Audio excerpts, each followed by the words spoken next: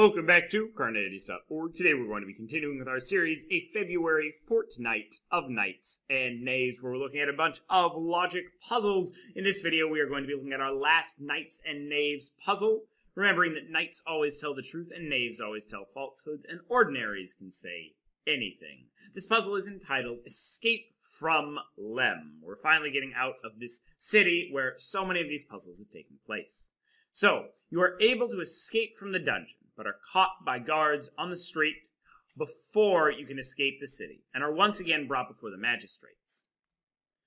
They are impressed with your logical abilities and promise to let you leave the city if you can pass one final test, this time from the high magistrates, which is a larger council than the last one. There are 5 drinks placed in front of you. At least 2 of them are not poison. You must choose 1 drink to drink for yourself and 1 for your friend to drink. Your friend that was a knight that escaped the dungeon with you. Once again, each of the 9 magistrates this time, that are all either knights or knaves, will give you a statement. Note that these are different magistrates than the one we had in the previous puzzle. A says S is safe to drink. B says at least 1 of T or U is safe to drink. C says A and B are both knights. D says S and T are both safe to drink. E says S and U are both safe to drink. F says either D or E is a knight. G says if C is a knight, so is F. H says if G and I, referring to himself, not I the member, are both knights, then A is a knight and B is a knave.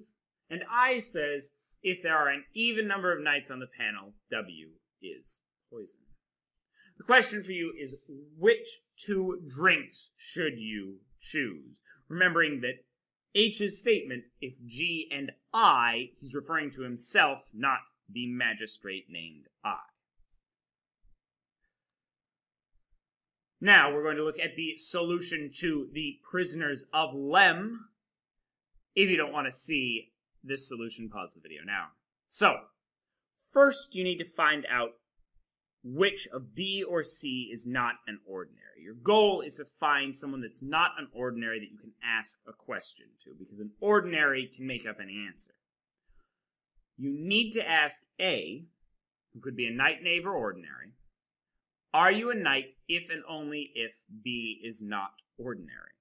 If A answers yes and is a knight, then B is not ordinary, because they have to have the same truth value. And if A answers yes and is a knave, then B is still not ordinary, because they'll have different truth values. If A answers no one is a knight, then B is in fact an ordinary. And if A answers no one is a knave, then B is also ordinary. So, if A answers yes, one way or another, B must not be ordinary. And if A answers no, then B must be ordinary.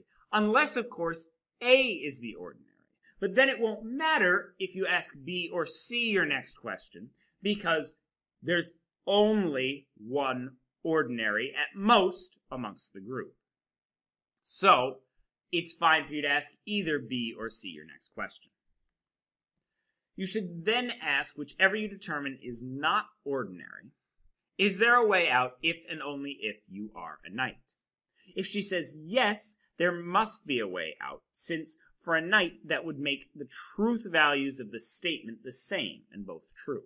And for a knave that would make them different, the latter false and the former true. If she says no, however, then there must not be a way out, because if she were a knight, then the truth values of the statements are different, the former false and the latter true. And if she is a knave, then the truth values of the statements are the same. They're both false. Stay tuned for a special bonus puzzle tomorrow, and the answer to this puzzle at the end of the next video.